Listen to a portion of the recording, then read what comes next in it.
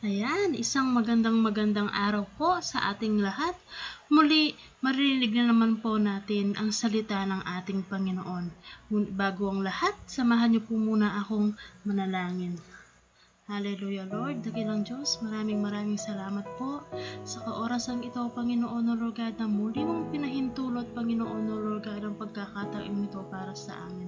Salamat, Panginoon, O Lord God, at sa lahat ng mga nanonood, Panginoon, O Lord God, samahan mo po ang bawat isa, Panginoon, O Lord God, upang ang mensaheng mong ito, Panginoon, O Lord God, ay magkaroon ng impact sa aming mga buhay, Lord. Linisin mo po, Panginoon, O Lord God, ang aming mga puso't kaisipan, Panginoon, O Lord God, at ma-focus, Panginoon, O Lord God, ito sa iyong mga salita. Naway, Panginoon, O Lord God, samahan mo kami, Panginoon, O Lord God, at alam po namin, Panginoon, O Lord God, na hindi aksidente, Panginoon, O Lord God, ang panonood nila, Panginoon, O Lord God, sa salita mong ito, Lord God. Maraming salamat po, Panginoon, O Lord God. Ikaw, O Diyos, ang siyang maitaas at maparangalan, Panginoon, sa aming mga buhay. Panginoon, ito po ang aming dalangin sa pangalan ni Jesus. Amen. Yan. Bago po ang lahat, makipagbukas po tayo sa ating Biblia sa Hukom chapter 11 verse 30 to 32. Yan, samahan niyo po akong bumasa sa salita ng ating Panginoon.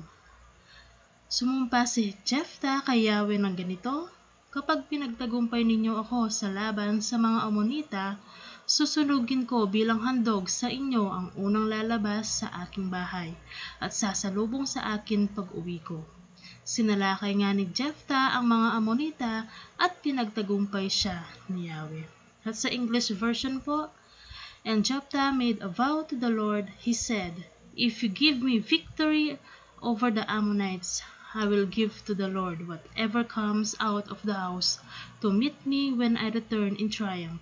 I will sacrifice it as a burnt offering.' So Jephthah led his army against the Ammonites, and the Lord gave him victory." Pagpalain po ang bawat isa sa pagkabasa ng banal na salita. Yan, sa buhay po natin, maraming mga pangyayari na hindi po natin inaasahan, mga pangyayari na mamamangha ka, at pangyayari na maghihinagpis ka. At katulad nga po ng tekstong ito po ay tungkol sa buhay ni Jephthah. At may dalawang klaseng divine reverse na nangyari sa kanya. Isa dito ay kamangha-mangha at ang isa dito ay hinagpis. Sa mga kwento ng ating nababasa, may kanya-kanya tayong idea o kaparaanan kung paano natin tignan ang isang kwento. Na kahit minsan kahit gaano kapangit ang pangyayari, we still choose to look to the beauty in it. Yan. Ngayon, sino po ba si Jephthah? Atin pong mababasa sa verse 1 and 2 na si Jephthah ay anak sa labas ng kanyang ina at ang kanyang ina ay nagbebenta ng panandaliang aliw at hindi siya tanggap ng kanyang mga kapatid sa ama. Kaya naman siya ay pinalayas. At sa ating pagpapatuloy sa kanyang kwento, makikita natin kung paano siya ginamit ng Diyos na sa kabila ng kapangitan ng kanyang family background at ang kasalanan ng kanyang mga magulang, hindi po naging hadlang upang siya'y gamitin ng ating Panginoon. Tandaan din po natin that God did not count the wrong for which He was not responsible a disqualification. He raised him up. Kaya naman, ang title ng ating kwento ay Vow and Victory. Sa pagtalakay po natin ng kanyang kwento, may tatlong katangian po akong nakita sa pagkatao ni Jephthah, kung paano siya kumilos at mag-isip. Ang una po ay number 1, he acts of leadership. Sa verse 4 to 9, sabi dito, pagkalipas ng ilang panahon, nilusob ng mga Amonita ang Israel. Dahil dito, si Jephthah ay pinasundo mula sa lupain ng Tob ng mga pinuno ng Gilead. Sinabi nila, "Ikaw ang manguna sa amin sa pakikipaglaban sa mga Amonita." Sumagot si Jephthah, "Hindi ba't nasusuklam kayo sa akin kaya ninyo ako pinaalis sa Gilead? Bakit lalapitan ninyo ako ngayong nahaharap kayo sa panganib?" Ngunit sinabi nila, ikaw ang nilalapitan namin ngayon sapagkat gusto naming makasama ka sa pakikipaglaban sa mga Amonita. Gusto rin naming ikaw ang mamuno sa Gilead. Sinabi ni Jephthah, kapag isinama ninyo ako sa pakikipaglaban sa kanila at niloob ni Yahweh na ako'y magtagumpay, ako ang kikilalanin ninyong pinuno. Sumagot sila, oo, ikaw ang gagawin naming pinuno, saksi natin si Yahweh. So makikita po sa verse na ito kung paano bumaligtad ang sitwasyon, ang pagtingin nila kay Jephthah. Nakita nila na kayang mamuno ni Jephthah. Kaya niyang mag-lead para sa kanila at maging epektibong leader. Makikita dito na nagkaroon ng divine reverse. Sabi nga, the rejected stone is now the cornerstone. So, bakit siya lalapitan ng kanyang mga kapatid kung walang kakayahang mamuno si Jephthah? Hindi naging hadlang ang naging karanasan niya sa pamilya niya upang hindi siya mamuno. Ito po ang kagandahan kay Jephthah, na kahit pinaalis siya sa kahit hindi siya tanggap ng kanyang mga kapatid, hindi siya gumanti sa kanila. Walang namuong galit sa kanya. So, sa ating pagpapatuloy, si Jephthah kaya siya ang piniling mamuno dahil may kakayahan siya. Kaya naman siya ay pinili. Sabihin mo sa sarili mo, pinili ako. So, hindi po naging basahan ang kasalanan ng kanyang magulang upang hindi siya gabayan ng Diyos. Alam naman po natin na lahat ng bawat pagkakasala ay may kaakibat na kaparusahan. Ngunit, hindi si Jephthah ang gumawa noon magpagkakasala ng kanyang mga magulang. Bakit siya ang magsasuffer? Hindi kasalanan ng anak ang kasalanan ng magulang, ngunit naipapamana. So, upang maputol po yung iyon, kailangan sumangguni tayo sa Diyos. Kailangan lumapit tayo sa Diyos. Kailangan hanapin natin ang Diyos at magpakukup sa Kanya. Ganito ang ginawa ni Jephthah. Mababasa natin sa John chapter 1 verse 12 to 13, sabi doon, subalit ang lahat ng tumanggap at sumampalataya sa Kanya ay binigyan niya ng karapatang maging mga anak ng Diyos. Sila nga ay naging mga anak ng Diyos, hindi dahil sa isinilang sila ayon sa kalikasan o sa kagustuhan o sa kagagawa ng tao, kundi ang pagiging anak nila ay dahil sa kalooban ng Diyos. Kaya ikaw na hindi pinapansin ngayon, darating ang araw babaligtad ang sitwasyon mo. Katulad ni Jephthah. Kikilalanin ka ng mga taong muhusga, nagre-reject at nagda-down sa iyo. Sila pa ang lalapit at susundo sa iyo. Kakailanganin ka sapagkat may pakinabang ka. Magpakatatag ka lang at palaging sumangguni sa Diyos. At ayon sa tekstong ating nabasa dito, mapapansin ang tanong ni Jephthah dito. Bakit lalapitan ninyo ako ngayong nahaharap kayo sa panganib? Kung mapapansin po natin, ito po ay para sa atin. Ang tanong na ito. Bakit tuwing nahaharap tayo sa panganib, doon lang tayo lumalapit sa Diyos? Doon lang natin siya hinahanap, tinatawag at pinibigyan ng pansin. Bakit noong maayos pa ang kalagayan natin, hindi natin siya kilala? Kapatid, inaanyayahan kita ngayon pa lamang na maayos pa ang buhay mo, na okay pang lahat. Simulan mo nang hanapin ang Diyos. Simulan mo nang alalahanin siya. Simulan mo nang bigyan ng panahon at ang oras ang Diyos. Huwag mo nang hintayin na humarap ka pa. Humarap ka muna sa panganib bago ka tumawag sa Kanya. Habang may panahon pa, habang hindi pa umuling lahat, alalahanin mo ang Diyos. Sa ating pagpapatuloy sa kwentong Ito pagkatapos makipagkasundo ni Jephthah sa mga pinuno ng Gilead, nagpadala siya ng mensahe sa hari ng mga Amonita.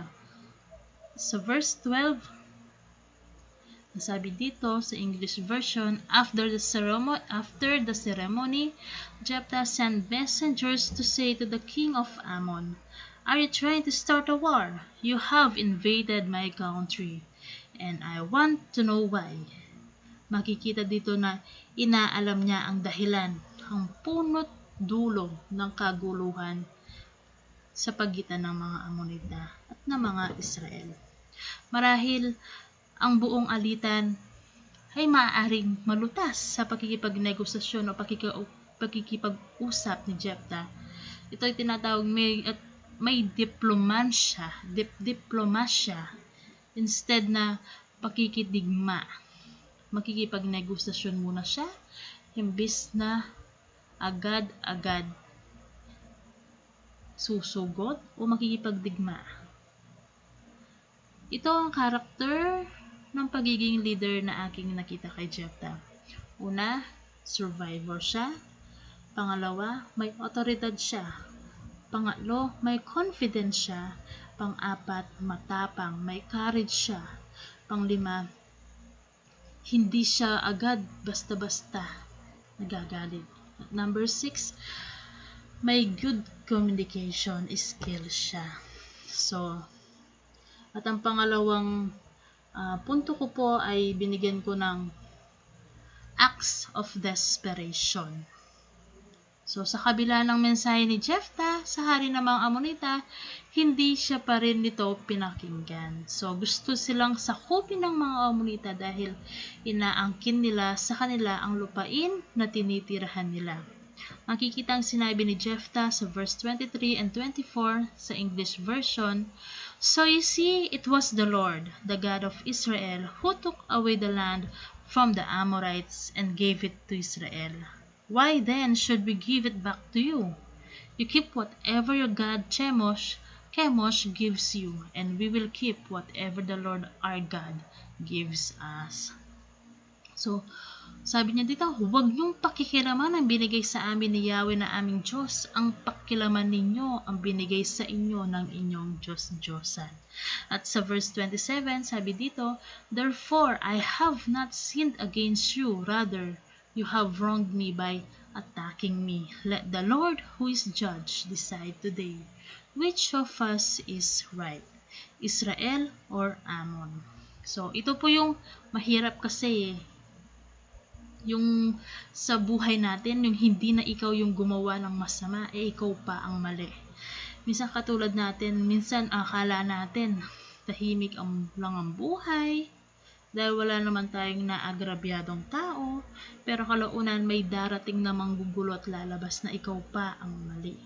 So tayong mga Kristiyano, palagi naman natin na panlaban na ang Diyos ang bahala. Minsan, kapag nagkasala na sila sa iyo na naiinis ka, gusto mong lumaban, palagi na lang natin sinasabi, pinapayo sa iba, ipanalangin na lang sila. So, madalas ganun eh. Pero dito sa ating binasa, giyera ang dalawang panig dahil teritoryo ang pinaglalaban. Teritoryo ang pinagtatalunan. At dahil dito naging desperado si Jephthah upang manalo sa labanan. Kaya naman sumangguni siya sa Diyos at nakipagkasundo at nangako. So verse 29 to 31, sabi dito, "Then the Lord's Spirit took control of Jephthah. And Jephthah went through Gilead and Manasseh, raising an army. Finally, he arrived at Mizpah in Gilead, where he promised the Lord, 'If you will let me defeat the Ammonites and come home safely, I will sacrifice to you whoever comes out to meet me first.'" Dalawang bagay po ang nakita ko sa pagiging desperado ni Jephthah. Ang isa maganda, at ang isa ay hindi maganda. Ang una, yung maganda, sapagkat malaki ang tiwala niya sa ating Panginoon. Nakita naman natin, naging depende siya sa Kanya, sa ating Panginoon, at hindi sa mga kasamahan niya. tumawag siya sa Diyos at sa kanya lumapit nagpatulong. At makikita sa kanya na alam niyang kayang-kaya siyang ipanalo ng Panginoon. At ang masama, dahil naging padalos-dalos siya sa kanyang pangako o panata sa Panginoon. Wala sa plano at hindi pinag-isipang mabuti. Naging dahilan din ng kanyang ambisyon dahil kapag naipanalo niya ang labanan, siya na ang mamumuno sa Gilead o sa mga Israel. Madalas kasi yung ambisyon natin ang nagdadala sa atin sa kapahamakan. Nagiging padalos-dalos tayo, kaya bago magbitaw po ng mga pangako o kapalit ng iyong gagawin, pag-isipan mabuti. Sa puntong ito, natalo naman ni Jephthah ang mga Amonita, ngunit pagkatapos niyon, haharapin naman niya ang pangako niya sa Panginoon. So sa tingin po ninyo, di ba sabi niya, ang unang sasalubong siya sa akin ang siyang ihahandog ko. So sa tingin po ninyo, sino ang sasalubong kay Jephthah sa kanyang pag-uwi? Makikita sa verse 34, ang sabi dito, When Jephthah returned to his home in Mizpah, the first one to meet him is his daughter. She was playing a tambourine and dancing to celebrate his victory, and she was his only child. So, di po ba masakit sa kanyang nangyari? Dahil siya lamang ang nag-iisang anak niya at mapuputol ang kanyang lahi. And then siya pa ang naipangako niya sa Lord nang wala siyang kaidi-ideya.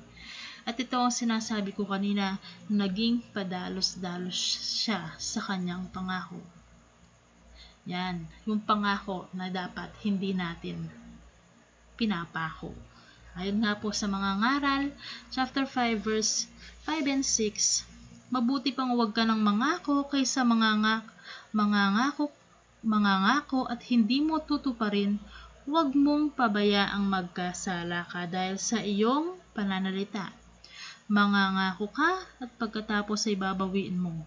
Sa ganyan, galit na galit ang Diyos. Kung magkagayon, hindi kanya pagpapalain sa anumang iyong ginagawa. So, dapat dito, keep your promise to the Lord. At sa ikatlong points na nakita ko kay Jephthah, ang pangalo, he acts of faith. Yan. Sa verse 35, masabi dito, Oh no, Jephthah cried. Then he tore his clothes in sorrow and said to his daughter, I made a sacred promise to the Lord, and I must keep it. Your coming out to meet me has broken my heart. 36. Father, she said, you made a sacred promise to the Lord, and he let you defeat the Ammonites. Now, you must do what you promise, even if it means I must die. 37. But first, please let me spend 2 months wandering in the hill country with my friends. We will cry together because I can never get married and have children. Sabi dito, kung babalikan natin, I made a sacred promise to the Lord and I must keep it. Ito ay kahanga-hanga sa pagkatao ni Jephthah na panatilihin ang kanyang panata. Yung willingness niya na kahit na masakit at mahirap ito sa kanya kasi ibig sabihin mapuputol na ang lahi niya. Meron siyang isang salita at pananampalataya. Kaya ito dapat tayo bilang Kristiyano, maging responsable at mature. Walang maniniwala kasi sa atin kung pangako tayo ng pangako pero palagi namang napapako. We Christians are supposed to be a living testimony and example to unbelievers and believers alike. We need to influence others, develop our character, and be a man of our word. Be truthful. Ngayon, ang tanong, sinunog ba bilang handog ang anak ni Jephthah? So, sa akin pong pag-aaral, dahil gustong-gusto ko nga itong kwentong ito, pinag-aralan ko siya. Sa aking pag-aaral, hindi po sinunog bilang handog ang anak ni Jephthah. Bakit? Ayon sa Deuteronomio 12, chapter 31 and 32, sabi dito, huwag ninyong gagawin kay Yahweh ang karumal-dumal na gawain nila sa pagsamba sa kanilang Diyos-Diyosan, gaya ng pagsusunog ng kanilang anak bilang handog. Sundin ninyong mabuti ang lahat ng inuutos ko sa inyo. Huwag ninyo itong daragdagan ni babawasan. So, malinaw na hindi gagawin ni Jephthah na gawin niyang burnt offering ang kanyang anak. Kasi sabi dito, kinasusuklaman ng Lord ang pagsusunog sa kanilang anak bilang handog. So, kung mapapansin po natin, kung kay Abraham, ang Lord ang siyang nag-utos sa kanya upang isacrifice si Isaac. Pero dito, God never asked. Hindi niya sinabi kay Jephthah na ihandog mo ang anak ko, kundi si Jephthah ang nagsabi na yun. So, dahil yun, hindi kinalulugdan ng Diyos ang paghahandog ng anak sa kanya.